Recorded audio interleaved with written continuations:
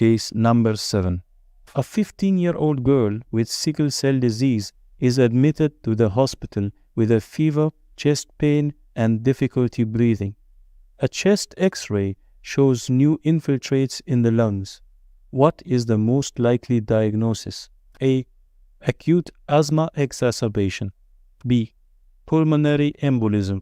C. Acute chest syndrome. D. Community-acquired pneumonia. Correct answer, C.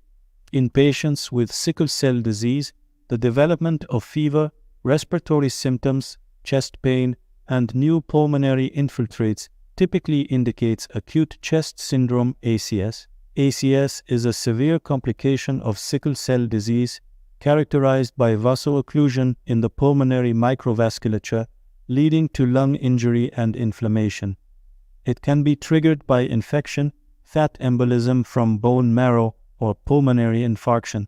Acute chest syndrome is a leading cause of hospitalization in sickle cell disease and can rapidly progress to respiratory failure, requiring prompt diagnosis and aggressive management, often including oxygen therapy, antibiotics, pain management, and possibly blood transfusions.